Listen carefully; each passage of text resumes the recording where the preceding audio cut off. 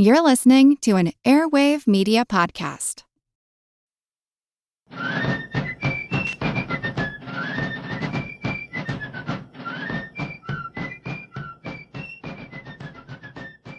Hello, and welcome to this special edition of the American Revolution. Earlier this month, our American Revolution Roundtable hosted Linda Grant DePauw, Professor Emeritus of George Washington University and the author of several books about the American Revolution. These include The 11th Pillar, Founding Mothers, Seafaring Women, and Battle Cries and Lullabies. Dr. DePauw joined us to discuss her book In Search of Molly Pitcher, a fictional account of a student seeking to track down the true origins of the Molly Pitcher story. We held our discussion via Zoom. Professor DePauw, thank you for joining the American Revolution. Well, thank you very much for asking me. Why don't we start off by telling us a little bit about your book, In Search of Molly Pitcher? It's not a traditional nonfiction history book like we talk about on this podcast very often. Why don't you explain what it is? Well, right after the bicentennial, when the catalog for my museum exhibit showed a woman with a musket, I kind of moved my specialty in early American history to military women. It was a very visible visual, and people said, well, did women carry weapons? Did the right to bear arms include women? I started something to encourage the study of women in war called the Emeritus Center. The questions that kept coming in, and this is in the old days when you had to put a postage stamp on a letter to send it, people wanted to know about Molly Pitcher. When I wrote the book Battle Cries and Lullabies, I spent about 10 or 12 pages about Molly Pitcher. But people didn't read that either, and they kept asking the questions about Molly Pitcher. So finally, I decided I was going to have to answer the question directly.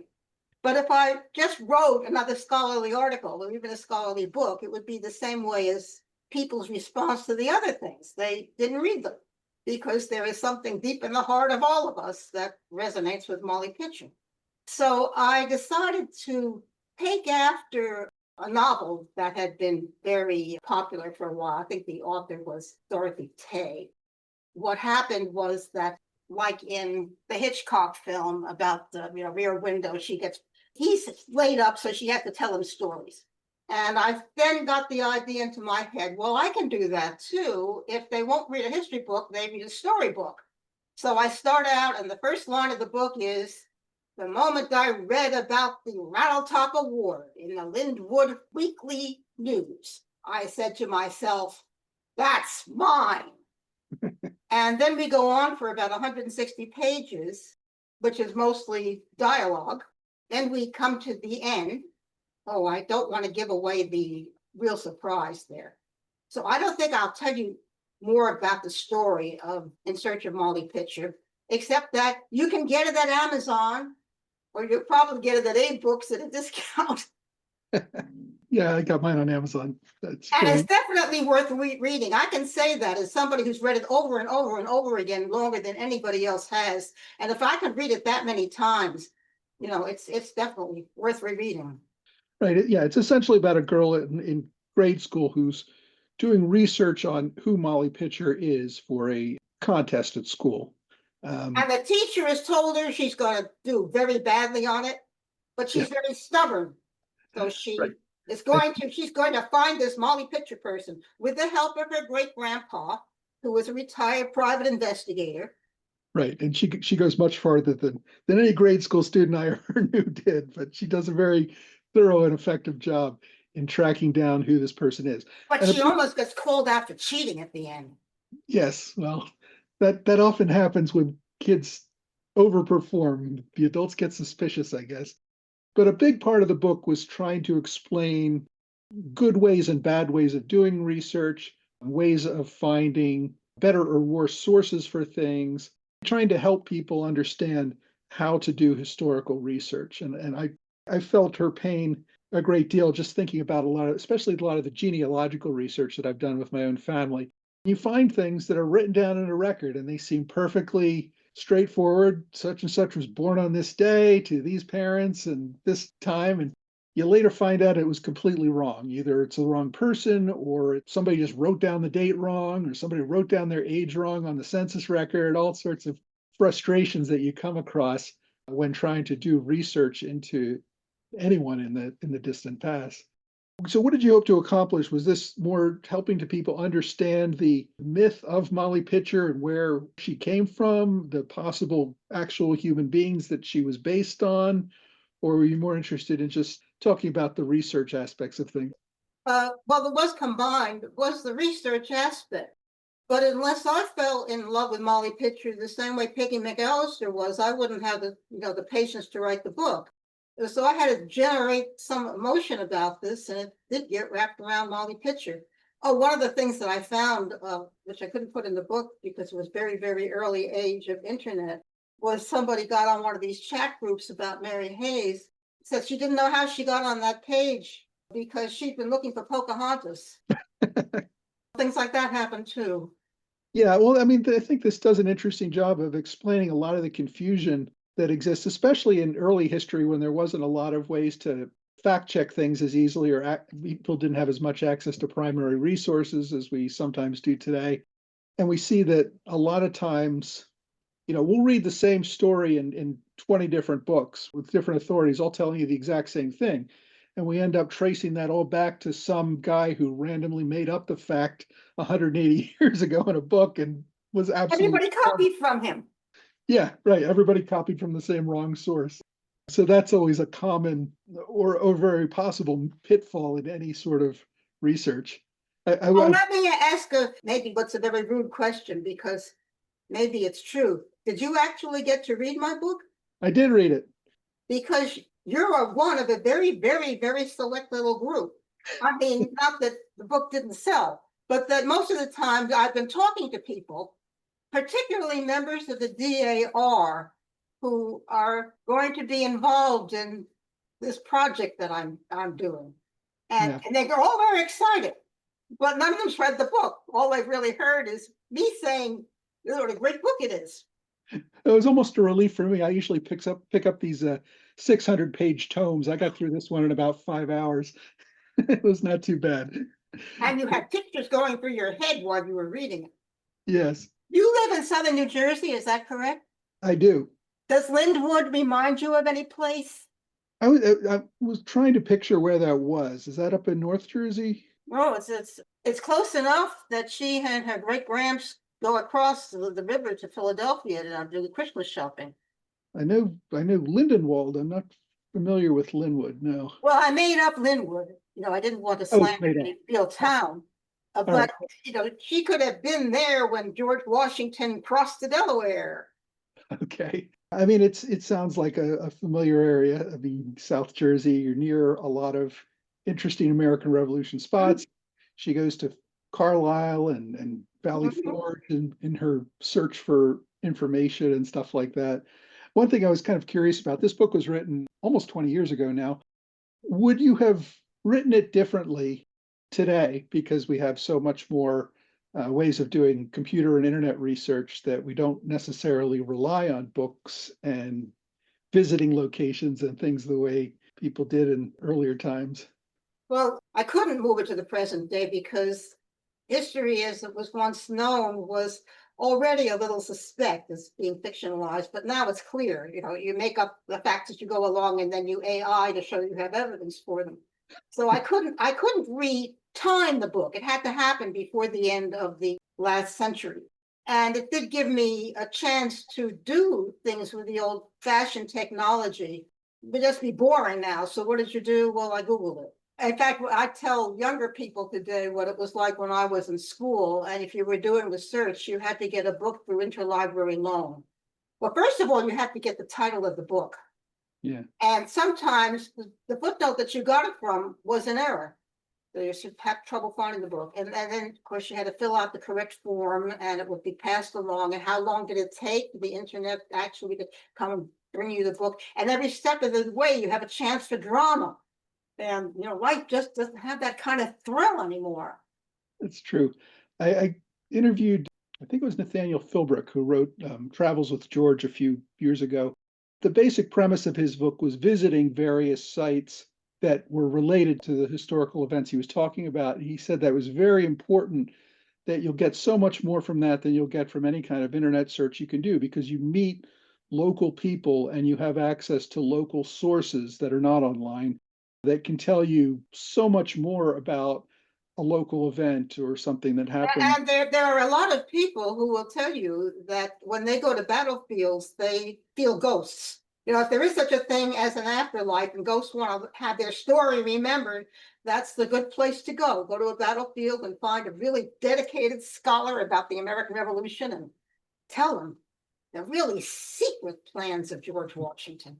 Well, and it's so much more too. I mean, especially if you're doing military history, to actually stand on the field and see where the hills are and see where the road goes. And, maybe it's changed a little over 200 years, but you still get a much better feel for what the people who struggled there had experienced, I guess. What always strikes me at the battlefields is how very, very quiet they are and lifeless, in the sense that the life that was there a long time ago. But when I think of the battlefields and read the accounts of the war, I guess mainly what I think of is the smell. When you have that many bodies ripped into pieces, you get quite a stench.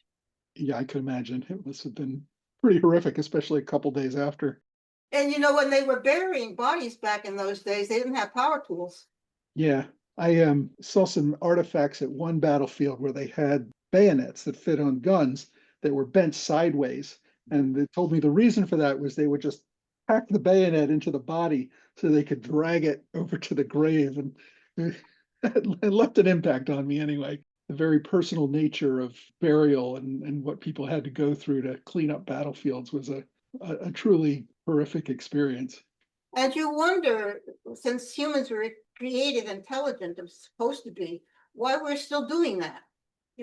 It seems like if this is another species of animal that, did some peculiar thing like eating its young, this is very strange, but we're supposed to be intelligent. We seem to have had wars from the beginning of when somebody ate an apple he wasn't supposed to. And we're still doing it. That is true. And sometimes, I look at my pets, 2 cats and a dog. I say, which of us is really the intelligent one around here? I mean, they've domesticated us. They don't have to work. We feed them. We're getting very far from the center of the conversation, whatever that might have been. Yeah, I mean, you mentioned interlibrary loans. I actually use them a lot as well, too, still these days. Even with the internet and everything we have, finding certain resources are very difficult. And you're lucky enough to be a professor emeritus. You probably still have access to a lot of great university books. Civilians out here who have to rely on the public library. I don't have any excess. In fact, very shortly after I retired, they began reporting that I was deceased, and I'm not on the webpage. Oh no. Well, at least the last time I looked, I wasn't. Then the first time I found out that I was sad. And then I figured, well, maybe people who wish I was dead, I really don't want remembering me. It gives you the excuse to tell them that reports of your death have been greatly exaggerated, like Mark Twain did. Yeah. I pretend I wasn't plagiarizing, yes. But yeah, I don't know. I've found it very difficult to find a lot of books that I want for my research on the podcast, because public libraries just don't carry these things anymore. They're available at a few universities if you're lucky. But did you try e-books? Yeah, I mean, you can. Like, for example, But the thing, that's part of my story, where there's this terribly rare book, and Grant gets it from e-books. I'll tell you my favorite book story. I was doing genealogy research probably a decade ago at least, and I found out that my 5th great grandfather had immigrated to Pennsylvania from Germany, what is today Germany. In the 1750s, he returned home to Germany and had 2 books published. He published a book, one was the Bible, and the other was a book of sermons from some obscure German minister, I don't know. But I was just intrigued that he did this, and he came back, he brought them back to Pennsylvania and sold them all over the state. And so I was just intrigued by this because, one of my ancestors had done something interesting besides farming. So I started Googling the book and trying to find more information about it. And this little banner ad pops up on one of my screens while I'm doing this and saying, "Would you like to buy this book?" And I'm like, "Yeah, sure. I'm going to buy a book that there were only ever 500 copies printed of it, and it was 250 years, 300 years ago almost, that it was printed. And, I've never seen a copy outside of a historical society or something. And so I clicked on it thinking, I don't know what this is going to be, but sure, why not? And sure enough, Eight Books had a used copy for sale in Kansas City for like $150. And I said, all right, you got me. I was shocked. So now I have this German book of sermons by some German minister that I can't read. But yes, it is possible to find some of these more obscure books for sale. But when I'm doing research, I don't know, I can't, I'm going on to a different topic each week. And if I spend $100 or $150 on each book, it's going to bankrupt me and my wife will kill me. I try to do most of my research online. I do use interlibrary loans sometimes. Do you read electronic books? I do. A big place where I spend a lot of my time is archive.org. Or what? Archive.org. Yes, okay. So they have most books that are in the public domain and they also have quite a few that aren't in the public domain that you can borrow, which is a very good place to go out and find, I won't say primary resources, but very old secondary sources, at least for a lot of things. I guess that's something Peggy didn't find when she was doing her search. It seems to me that the process of doing research and these sorts of things is changing a lot with computers and the internet, but a lot of the things that you talk about in your book about finding incorrect sources, finding mixed up facts, finding people who drew from one story when they're talking about another story, all carries over into the internet as well. The kind that they're doing now, the little specials they're doing for children for the revolution, Molly Pitcher isn't interesting enough the way the myth really develops. So there's one there, a cartoon one, where she's a perky girl with freckles and all the other camp followers like her and so on. And she finally gets involved in the Battle of Saratoga. By this time, I don't know what's happened to her husband, but she's the one who's shot at the cannon at the Battle of Saratoga and dies gallantly. And that's what they're giving to young people about Molly Pitcher these days. Oh, that's terrible. You can no longer put bookmarks into things. So I'm trying to remember where I saw that because it is such a great example of, the evolution of education. Well, it was interesting. I mean, your book pointed out the fact that Molly Pitcher has been located at the Battle of Brandywine and the Battle of Fort Washington and numerous other places, even though we think of the story as originating at Battle of Monmouth in North Jersey during the evacuation of Philadelphia. The story that's cropped up around Molly Pitcher has various and contradictory sources from almost the very beginning of time. When we go back to the early 1800s, there's really no agreement.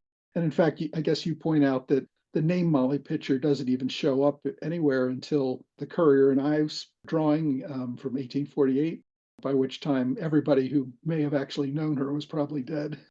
Are there good ways to avoid the pitfalls of bad research sources? I mean, how do we go about? Oh, there's one that's very good. And more than one historian has done it. Give up on history, write fiction. And you can make up your own footnotes as you go through the story. Not like I had to do in my book, where I had to get real footnotes for the fake story.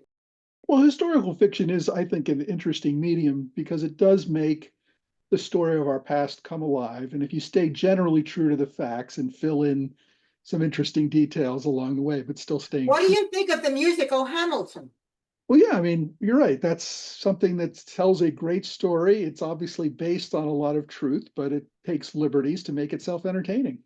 And I got to say, I think Hamilton's done wonders for folks like me who want to get out the nonfiction story about the American Revolution because it brings the story to so many people who take up an interest and then want to learn more. Yeah, there are people who went to the bicentennial 50 years ago and that piqued their interest and they went ahead with it. It's a little thing, you never know, and then it can become lifelong interest. Yeah, I've talked to a lot of people around my age. I'm in my late 50s, and we were all kids at the bicentennial. And so many of us took up our interest in the American Revolution from the bicentennial celebrations in 1976, because we were just kids at an impressionable moment in our childhood, and all these people were talking about this, and it just caught our excitement. And I wrote Founding Mothers then, which was aimed at a middle school audience. Other historians were writing books for other professors. But the book that I wrote, because of the audience it was directed at, had the influence. Yeah, no, that was, And I see you just flashed the cover there. yeah. I'll warn my listeners, Professor DePauw's book, Founding Mothers, is not to be confused with Cokie Roberts' book, Founding Mothers, which was written much later. But And yeah, she actually wrote to me afterwards and apologized, and I said not to worry about it because I'm sure no one looking for my book would confuse it with hers. people who are interested in the American Revolution and in history generally, were always looking for new ways to have the story reach new audiences. And I think a lot of your books are really aimed at that, at appealing to children, at appealing, and that's always a tough balance for me, is writing a book that's interesting enough to present the facts to children without being overly childish and overly simplistic, I guess, that sort of thing, and making up horribly wrong facts, like you were pointing out before, just to try to make the story more interesting or something. It is an interesting balance that people go through to reach that.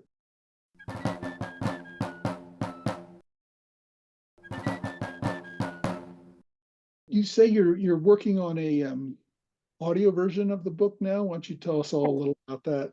Well, it's very early planning stages. I'm talking to the local representative from the DAR. Mhm. Because I was thinking I would like to get involved in this sesquicentennial or whatever it is. No, I was just going to say I always have a bee in my bonnet because everybody calls it the semi-quincentennial, and my view was that it was always supposed to be called the sesquicentennial, which never caught on either. I go, if we're going to call it half of 500 years, we might as well just call it the quarter millennial and be done with it. Well, there is the technically correct word, which is the sester centennial, which Yeah, means 1/4 of a millennial. right. That's But what I since they made their bicentennial commission with a different name, that has kind of a default by reason of usage. right. And 250th is what people tend to say.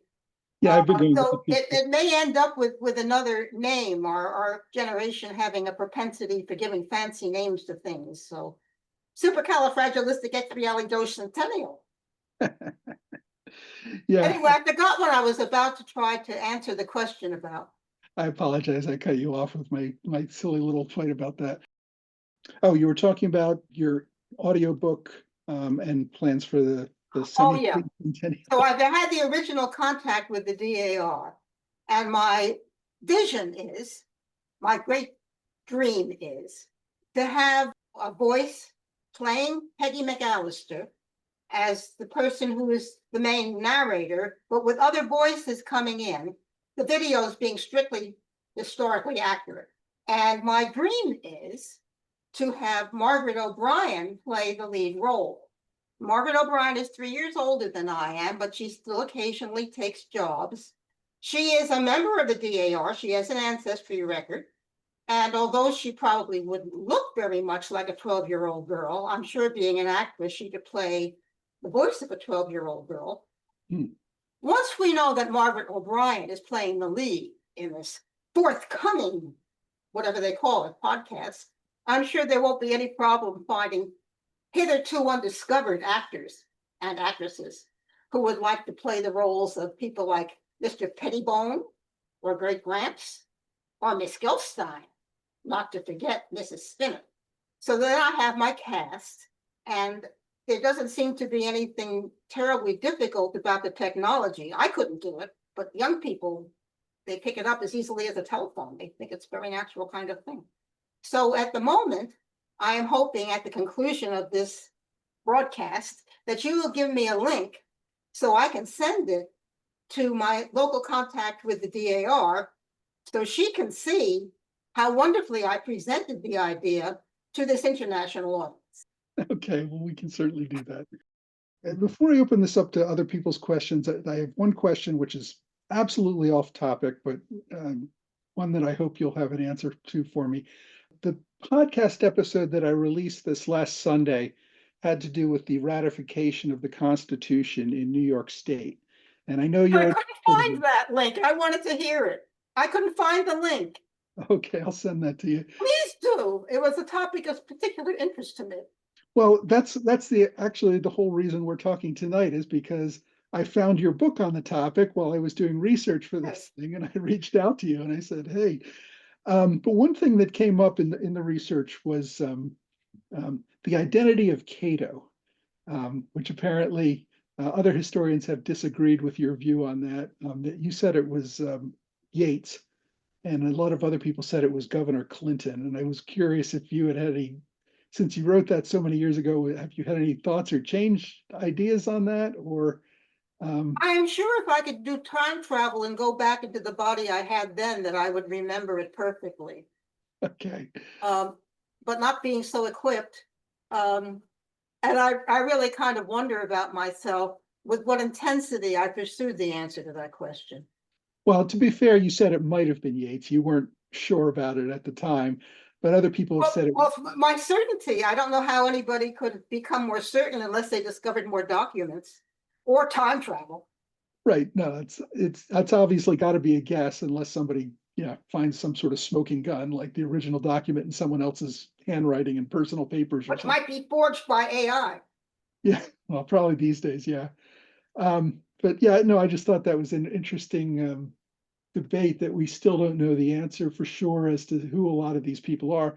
And I mean, it's true, even with the Federalist Papers, which, a million people have read and studied, there's still debate over who exactly wrote which. I think it was Queen Elizabeth.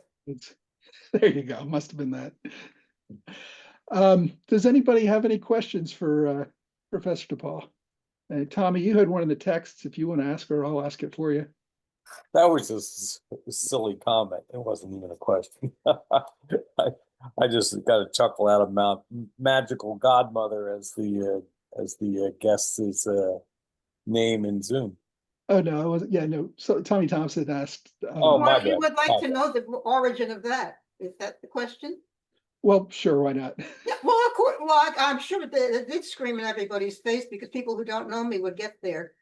At the very beginning of this current century, when I was recently retired, I was looking for something that I could do that used my talents. I had been a teacher and therefore I had been a coach.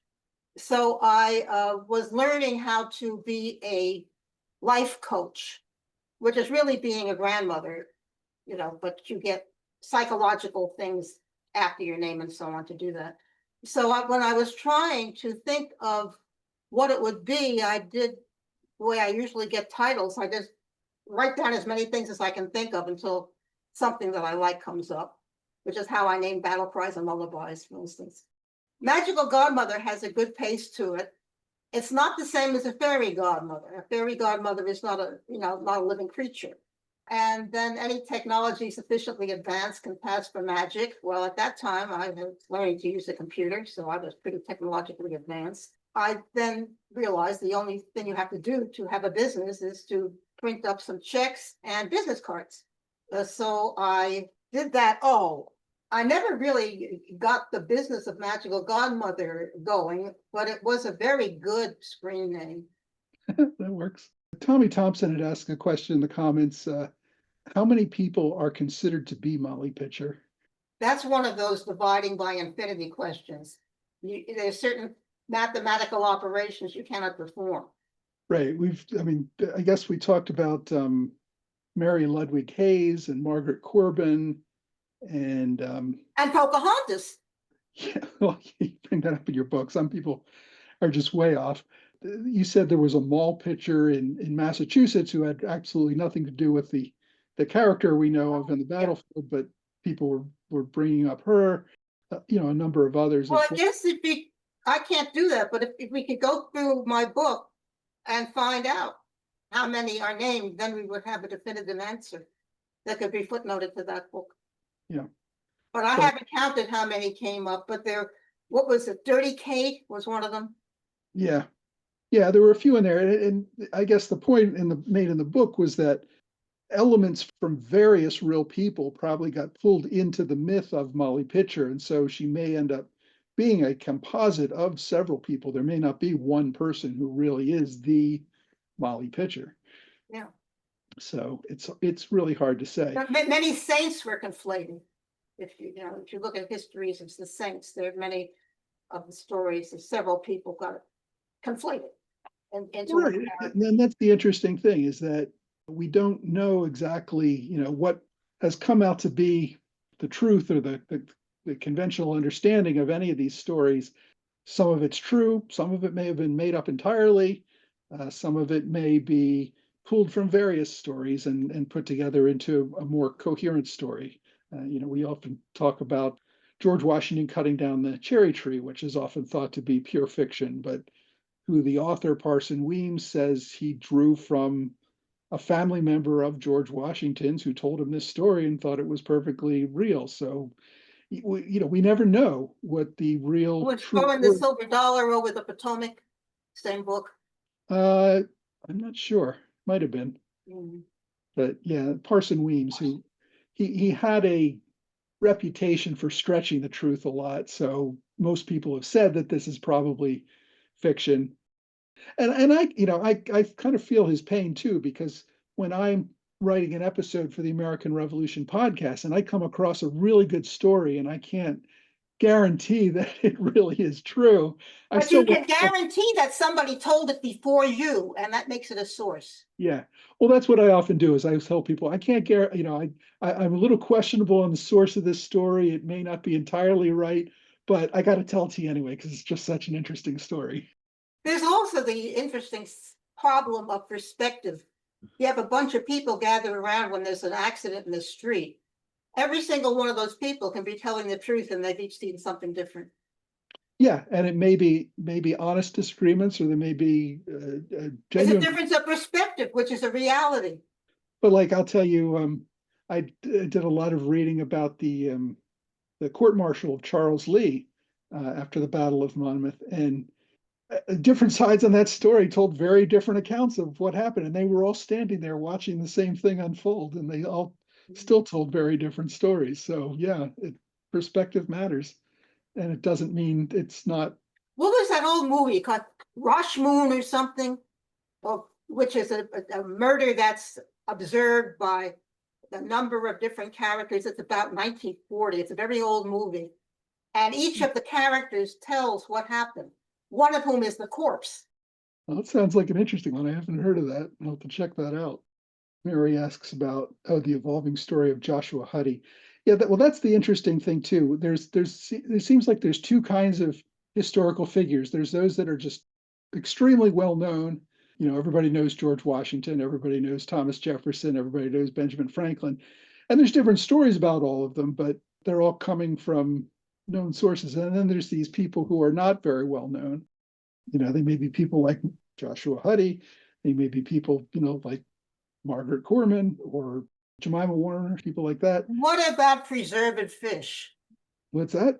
There was a man named Preserved Fish. Preserved fish. I'm not familiar with that. Preserved, as you know, as in divine providence, is preserved. And his Okay. last name was Fish. I know nothing else about him except that was a memorable name for which his parents should feel responsible.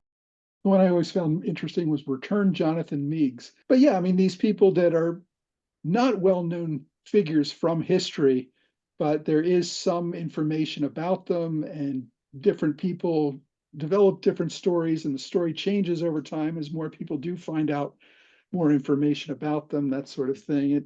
It is very much an evolving story for many of these characters. I don't think we'll find out much new about George Washington anytime. People might write a new book that looks at him in a slightly different way, but there aren't a lot of new facts coming out about him. You are overlooking the possibilities of quantum physics, because if you do in fact have the ability to do retrieving information from the past, you do have a new era in history, and you will find out new things. But I wouldn't advise writing a book about them, because the books will be too expensive to produce. Yeah, I don't know. I think that's one reason why we see in academia in particular, we tend to find people writing more and more about increasingly obscure characters or events, because people are always looking for kind of original stories, or stories that are not well known. Do they write something they call history anymore? I've read titles of dissertations, and they usually have words that didn't exist in the dictionaries I used to know. Oh, I don't know. And This is a very odd time to live in, I think, for an historian. Maybe this was, my reward to something in a past life, that you live in interesting times. Because of the access to new and electronic access to all sorts of resources, or? Well, so many different ways. What is the most amazing thing that's changed?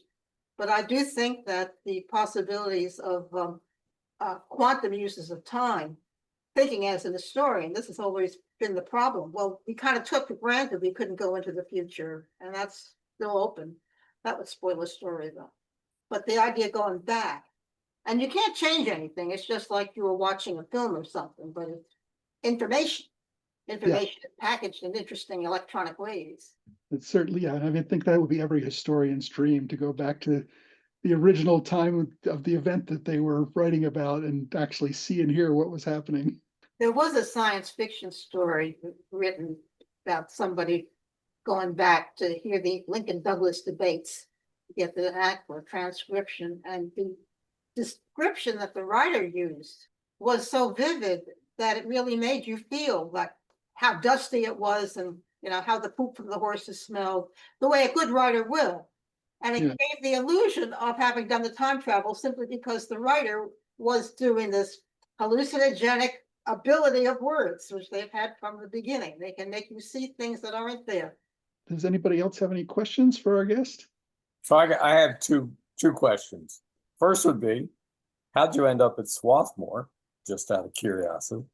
And second, I've heard a fellow historian, Mary Beth Norton, talk about how, like, over the course of her career, how things changed, like the analysis of history, and also for female historians.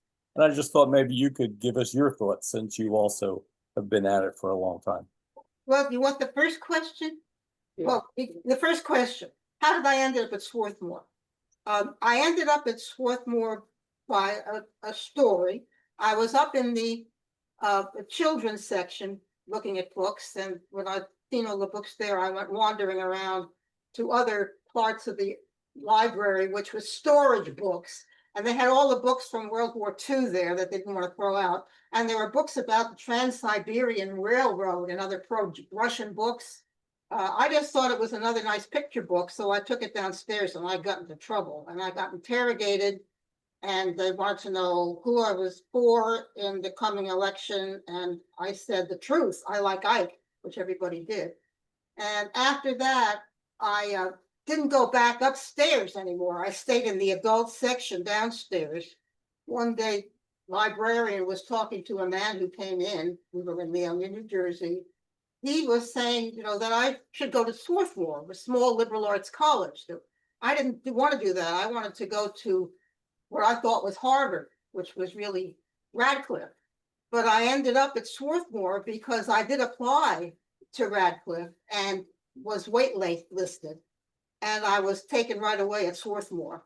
And I actually didn't have any money to go to Swarthmore because I had won both the National Merit and the General Motors scholarships, but the guidance counselor at the school thought she was going to make points for herself and told each of them I'd gotten the other. So I got a certificate from each and no money. And I went off anyway. And at the end of the first semester, somehow my parents managed to pay until I got my real scholarship. So you see, you ask a question of me and you never know exactly what's going to come out. And for the Mary Beth Norton question, there has indeed been a lot of change since she and I were young in the 60s. I remember when she played the guitar, she and Linda Kerber and I were in this radical subject of considering women to have gasp a history. Now they have gender studies, and that's a great leap. From the moment where, well, I did do an experiment. I looked in a textbook, a history textbook, and I found two females mentioned in this history book, Queen Elizabeth I and Alice in Wonderland. And so that was pretty invisible. And when I got my PhD, my mother gave me a copy of Betty Friedan's The Feminine Mystique. And I read the second chapter, which was on history, and realized I'd just gotten a PhD in history and I didn't know any of these names. I didn't know Susan B. Anthony. Never heard of any of these. I did know Alice in Wonderland. Well, I guess we should wrap things up. We're getting close to the top of the hour here. Professor Linda Grant DePauw, I really want to thank you for joining us tonight, for talking about your book, In Search of Molly Pitcher. You've written a number of great books. I will mention to everybody else on the line tonight, I do have a little conflict of interest here. Professor DePauw was my undergraduate professor at George Washington University. I took her course on the American Revolution and on the Civil War. Yeah, I definitely got a lot of my early interest in these topics from listening to Professor DePauw talk about them. Thanks again for joining our discussion with Linda Grant DePauw regarding her book, In Search of Molly Pitcher. As always, I've included links to her book on my blog, which you can access at blog.amrevpodcast.com.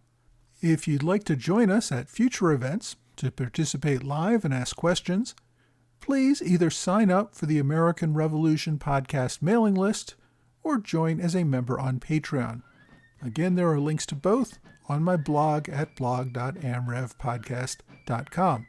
Signing up for either of these will allow you to receive advance notice of upcoming events. Well, that's all for this week. Please join us again next week for another American Revolution podcast.